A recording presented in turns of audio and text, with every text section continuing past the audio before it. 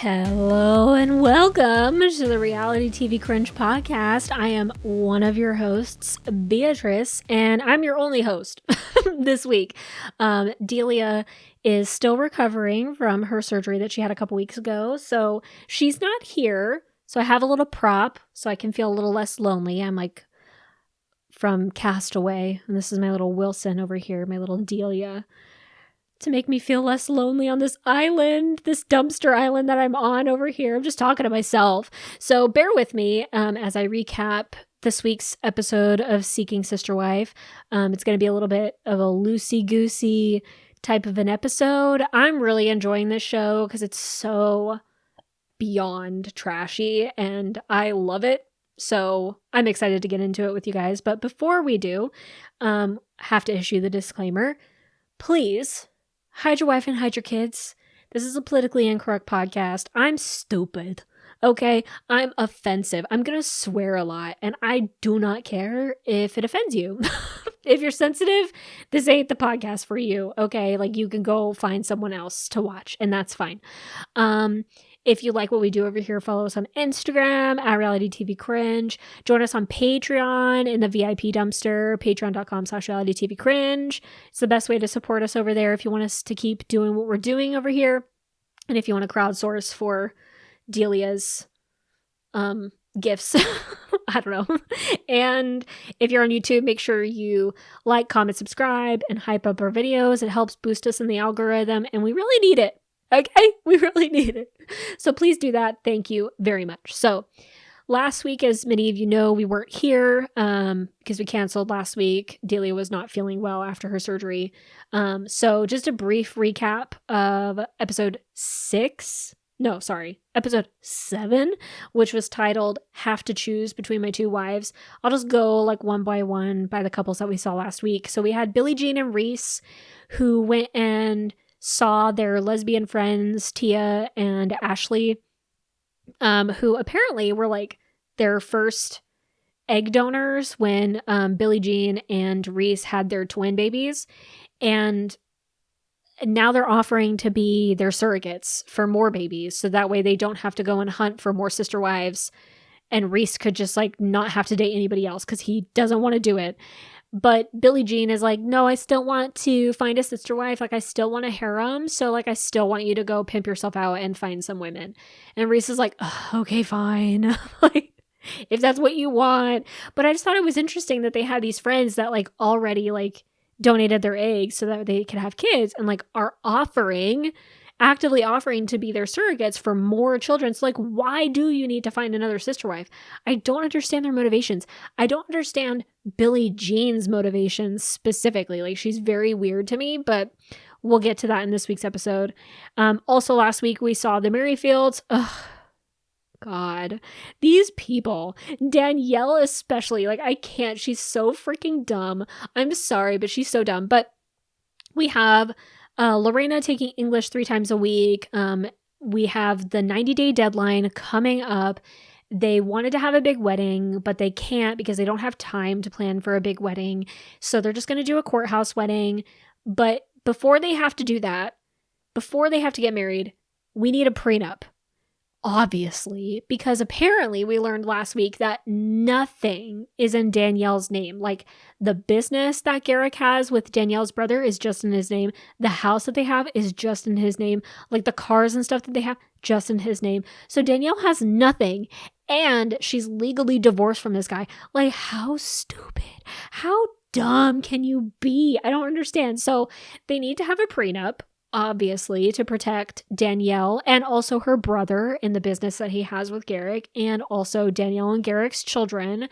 But Danielle and Garrick are so fucking dumb that they didn't think that it would take such a long time to like do the prenup process, and they didn't realize that they would need to have like an interpreter who speaks Portuguese so that way Lorena could actually understand the legal language of this prenup that she is signing. So like they didn't know that they had to get all that, and they didn't know that they had to get it done like before they decided to get married. So they thought they could do all of that in like one day.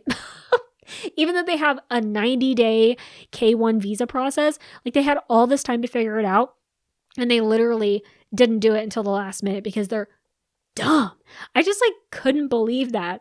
So that's where we left off last week. And Garrick, the title of that episode last week was Garrick saying like, I don't want to have to choose between my two wives. And I'm like, what do you mean? Because obviously Garrick would choose Lorena, right? Like that's the subtext, right? I don't think he wants Danielle. I think he hates her. I think he wants these Brazilian women and he's just happy that Danielle's going along with it. And Danielle's so dumb. She's like, I'm worried about it. I gotta make sure I'm protected. Yeah, no shit. You gotta make sure your kids are protected actually because they're the ones that are gonna be affected the most. But I digress. Also, last week we had Danny and Yesel. Yesel left for work, so he's been gone for like a month. Danny went to dinner with Jackie, who is Yesel's side piece. And she finally had the discussion with Jackie about how she does not want her to carry Yesel's biological child because that's her boundary. She wants her to respect her boundary. But apparently, Danny is like open to a donor. Like she mentioned that last week, and I'm like, what are you talking about? So you don't want another woman to have Yesel's biological child, but you're willing to have like a donor? Like, what do you mean? Like a surrogate or like you want to have IVF? Like, I don't know.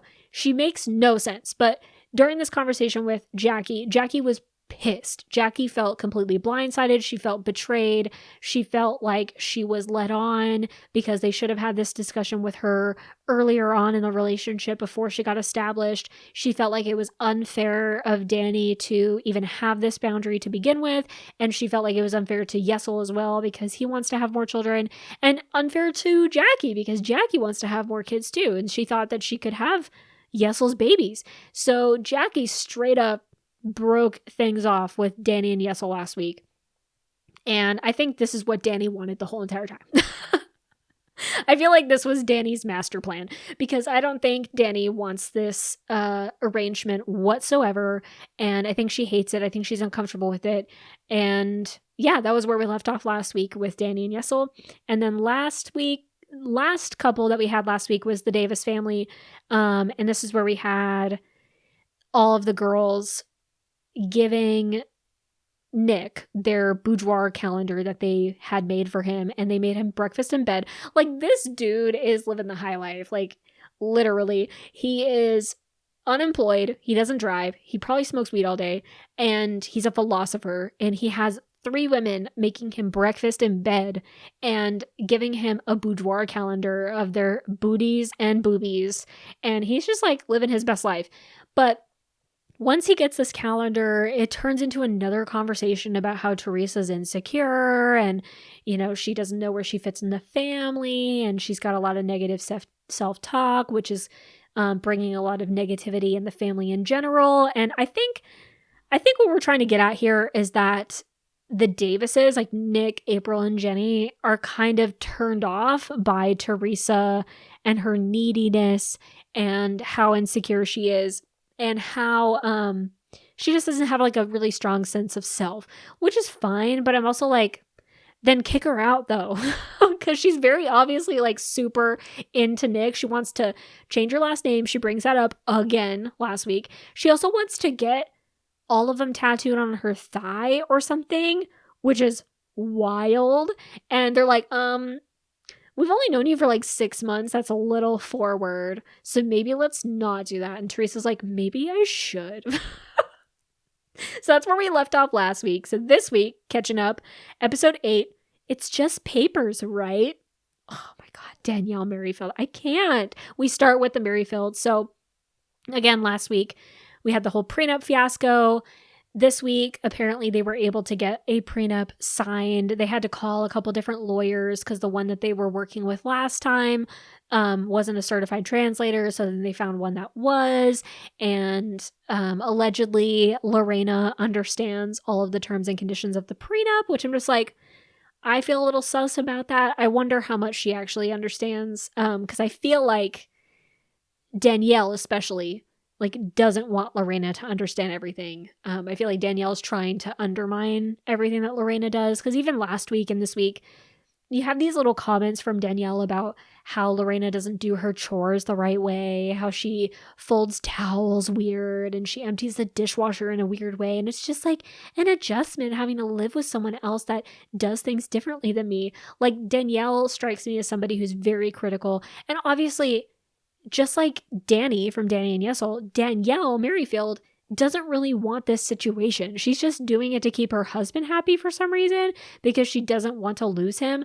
I don't know why. I don't know what is great about Garrick Merrifield. He's such a weirdo to me, but Danielle's in love with him, and so she's doing everything that she can to make him happy, which means having her husband legally divorce her and fly in a 20-something-year-old Brazilian woman on a K-1 visa who speaks barely any English and marry her. Insanity. So anyway, they found a lawyer, got the prenup. Danielle's brother comes over and they tell him about the prenup because Danielle's brother is in a business with Garrick, and so this concerns him as well. He wants to make sure his money is secure and that Lorena won't rob him because, you know, we know from a couple seasons ago, like Roberta, they were about to like finalize things with her, and Roberta robbed them of $10,000, which is pretty funny. It still makes me laugh. But like Roberta like screwed them over a couple seasons ago, so they're worried about it. And Danielle's brother is definitely worried about it. And they tell him about the whole prenup situation, and he's like kind of mad about it. He's mad about how nonchalant they are. He's mad that they waited until the last minute. You know, they've had 90 days to figure all this shit out. And he calls him out on it. He calls Garrick out specifically, like, this is the reason why you have a 90-day fiancé visa. Like, you have all of this time to figure out the paperwork. Like, why did you wait to the last minute? And Garrick, of course, has no response. He's got his big old cowboy hat on, and he's probably high. He's just like fucking around on his computer, and he's ignoring Danielle's brother because he doesn't care. He's just concerned about marrying this chippy so that way she can stay in his house forever and be his little pet. Okay? But they figure everything out, and then the next day they go up to Aspen and they do the courthouse wedding. And apparently Danielle can't go into the courthouse with Garrick and Lorena, which doesn't really make sense to me, but Garrick and Lorena go in, and Danielle's outside, and she starts crying. With her big ass fake eyelashes, she starts crying because she knows that it's just papers. It's just a marriage license. But like, I don't know, somehow it just makes me feel like less tied to Garrick because I don't have like a legal marriage to him. And like, I don't know, that just makes me feel some type of way. But like, I believe in God, and I believe that this is our calling. And, you know, I know that I'm still Garrick's first wife, but like, I don't know, it's a lot. It's a lot of emotions. And I'm just like, Danielle, every season we gotta watch you cry over your husband having sex with other women. Like, I don't know what you need to get a wake-up call and to get a reality check to realize like this is not the situation that you need to be in, that you need to leave his ass, take everything. But like, you already screwed yourself because you legally divorced him. And like, did you sign anything when you did that? Did you sign a divorce agreement where you got some of his stuff, or did you just sign over everything to Garrick like a dummy? I think that's what she did. I don't think she has anything now. Like, she's completely stuck.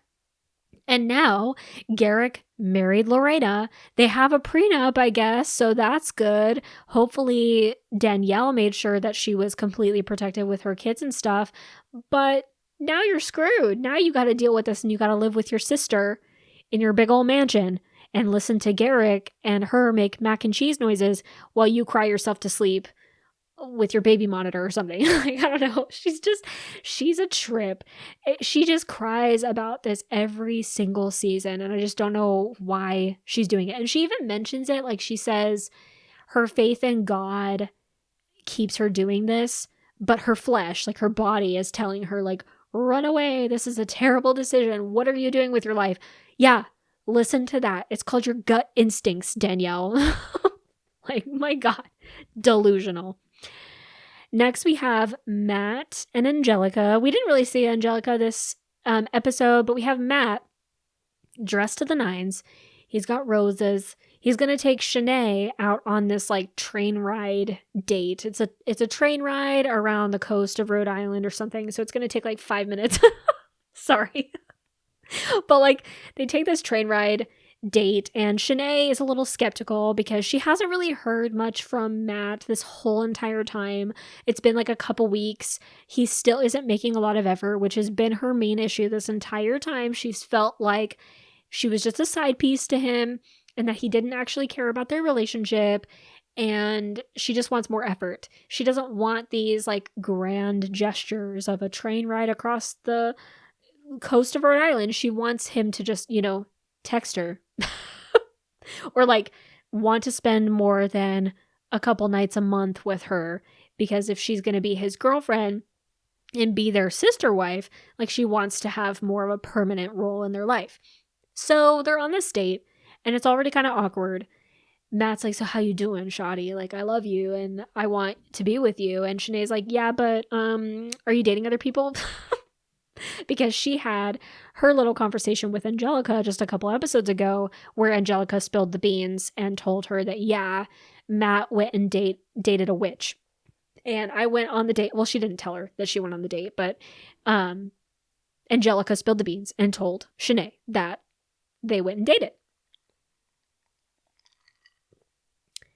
And Shanae didn't like that, so she wants to hear it straight from Matt. And Matt's like, yeah, I did date one chick, but we didn't really vibe that well, and I want to be with you because I love you so much. And Shanae's like, yeah, but you don't really make a lot of effort, and it feels kind of shitty that you were like dating people behind my back. Like, I feel a little bit betrayed.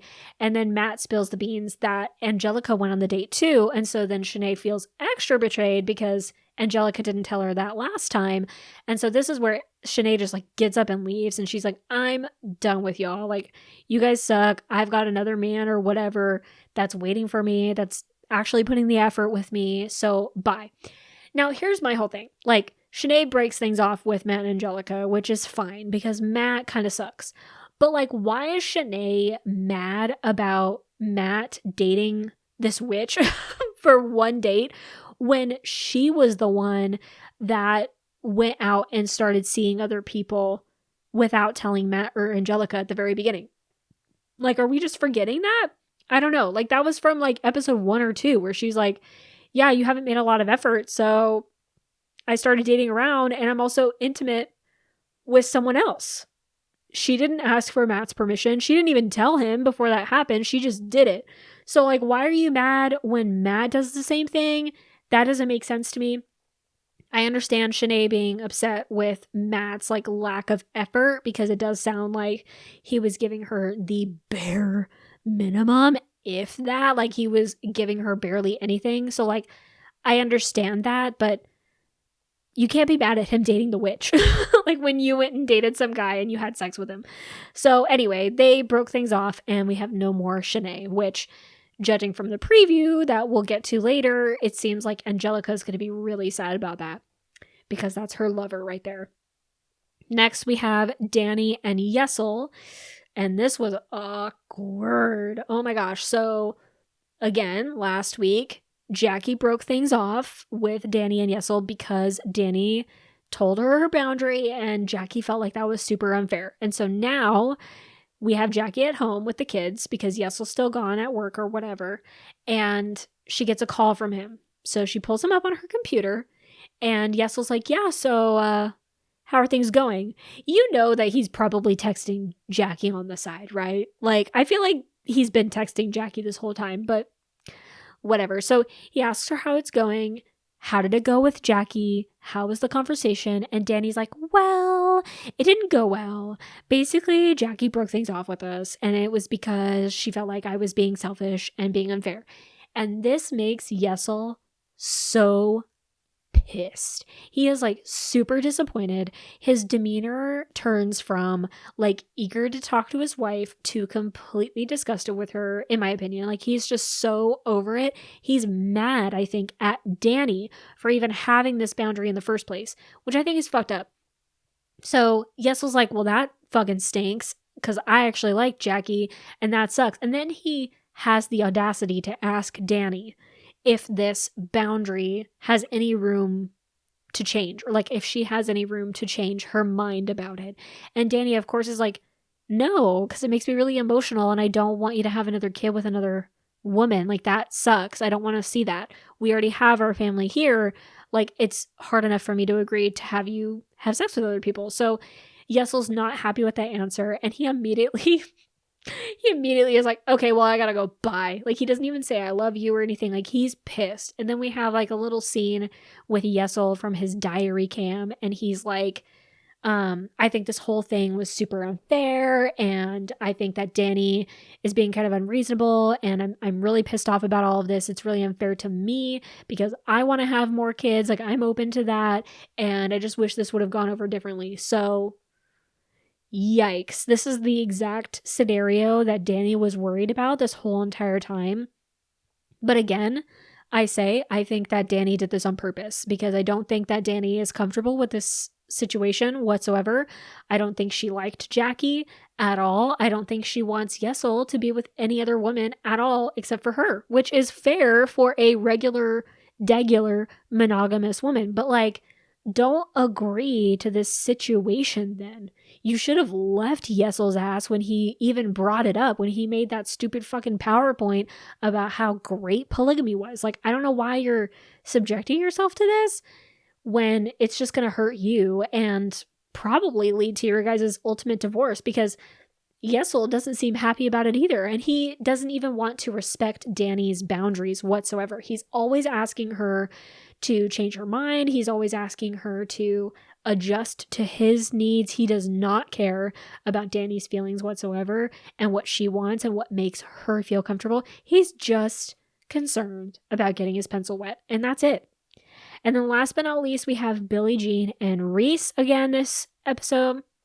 So last week, they made the decision to continue searching for sister wives, even though they have friends who are willing to be their surrogates so they can have more children, which is literally, according to them, the only reason why they're seeking other women is to have other babies and to have a harem and to have a collection of women just like popping out babies. But like, they have friends that are willing to be their surrogates to have more children, but they want other women around to take care of those children. So Reese goes out on another blind date set up by their friend Nikki with this chick named Randy, and he takes her out to a playground, like a children's playground. Why? Reese, I can't. He's nice and everything. Like, he's sweet. He's got very small hands, but he is just kind of weird. Like, I don't know. Like, why are you taking these women to like an ice cream shop or a children's playground in the middle of winter? It looks like really cold and dreary and terrible. Why are we sitting on a seesaw together as 30-something-year-old grown adults? I don't know. But they go on this date, and Randy does, to her credit, seem pretty cool. She seems pretty open to Reese as a person. She thinks he's funny and charismatic, and she kind of enjoys his vibe. They seem to have a good rapport. Reese seems to like her too. He says she's very pretty. He thinks that she's funny, and Randy honestly seems pretty open to this whole dynamic. She was like asking him questions about Billie Jean and her comfort level. Like, is she jealous? Is she going to be insecure? Is she going to be competitive? And Reese is like, no, actually, this was her whole idea because I'm so vanilla. Oh my God. Stop saying you're vanilla. Like, is that what you want your identity to be? Is that you're this vanilla, like, boring, schmoring guy? Like, I don't understand why you keep bringing it up. But he's like, no, Billie Jean was the one that suggested this whole thing. She's very comfortable with it. And Randy's like, okay, cool. Like, but is it going to be a sexual thing though? And Reese is like, well, don't get ahead of yourself. But yeah, like, that's not off the table. But like, mainly it's so that we can procreate. Mainly it's so that I can inject my seed into you and so we can have children, and then we raise a big family together, because ultimately I care about having a big family unit. But like, yeah, I guess we can have sex sometimes. is essentially what Reese said. And then Randy's like, well, I really want to meet your wife. And he's like, oh, okay, cool. She's already waiting for us in the parking lot behind this playground. So let's go meet her for drinks at this restaurant right around the corner where I could have taken you out on our first date, but I decided to sit on the swing set with you instead. And they make like a comment about the swing set too. I don't know if anybody noticed while they're on the playground. He's like, yeah, let's go sit on these swings. And she's like, oh, like Randy said, oh, like you guys are swingers. And he's like, no, not like that. We swing a different way. And I was like, because that could make sense in this scenario. Like if you guys are swingers, okay, fine. There's lots of couples that are like that. There's a whole pineapple community. Okay, whatever. But like just be honest about it instead of this is just a sister-wife relationship for poor Reese, who doesn't really seem into it. But anyway, so they go to the bar, and that's where we leave off on this episode. And we get into the preview because that's when we have Billie Jean coming into the picture and meeting Randy. And that's where we see Billie Jean start to be a little insecure and less confident about this whole situation. She seems like kind of intimidated by Randy, and she also is like a little not really like upset, but just like side-eyeing Reese because she's like, why are you so comfortable with Randy already? Like you're joking around with her and like you're being funny and outgoing. Like it took you a long time to be like that with me, so how could it be so quick with Randy? So now we're starting to see Billie Jean get a little insecure. So we'll see how that goes and if she gets jealous and if she just calls the whole thing off. Wouldn't that be great? That'd be awesome.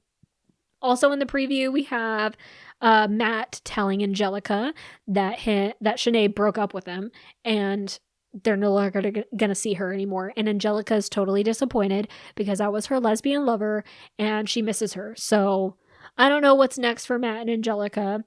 Then we have the Davis family. We have Nick, April, and Jenny again confronting Teresa about her insecurity and how she's literally disrupting their family dynamic because she is so negative Nancy all the time. Like she's always talking bad about herself and probably being hypercritical of everyone else, and they're not into it. And Teresa is like, yeah, I don't want to talk about this. She completely shuts down the whole conversation, which is just terrible. And then we have the Merrifields, where Garrick and Lorena are legally married. I forgot to talk about the whole reason why they rushed the marriage was because they wanted to file Lorena's adjustment of status so that way she didn't get deported, which is crazy. So now that they're legally married, Danielle is now worried about the future and what that means for them. And I'm like, every episode with Danielle is like her worried about something. Like she is not into this. She's worried about how Garrick's going to be, worried about their finances, worried about their children, worried about her, worried about her status in the marriage, worried about the sister. Like it's just so annoying to me because she signed up for this. Like she is a consenting adult to all of this. So like, come on now. Come on, Danielle, wake up. But she's worried about what this means for their future. Hopefully they did actually get the prenup signed and hopefully Danielle is secure in that way because if she's not, oh my God, she is screwed to the pooch. But that's where we leave off this week. So good episode, honestly. I'm really enjoying Seeking Sister Wives. I think it's really funny. I know some of it's produced. I know some of the scenes are very fake, but some of it is very real, like especially with the Merrifields and with Danny and Yesel. And I do live for those moments because I think they're very interesting and I love making fun of the people. So, because they're just crazy. But let me know what you think about this episode, about the season in general, about these couples. Leave us a comment below. It would really help us in the algorithm. And stay tuned for next week. Hopefully Delia will be back and I can get rid of my Castaway Wilson prop. I'm going crazy over here just talking to myself. So hopefully Delia will be back next week. But we'll keep you guys posted, obviously. If not, I'll be back here again. But thank you for being patient with us this week and listening to me just talk into the void and bearing with me as I host everything this week. And just know that we have nothing but love for you guys, and we really appreciate all of your support and understanding. It really means the world to us both. Like, Dee reads all of their comments, I read all of our comments, and just thank you for all of the well wishes and everything, and just being so supportive of our pod. It really means a lot. So anyway, I'll get off my soapbox. We got nothing but love for you. Please leave us a 5-star review if you love our podcast, and peace out.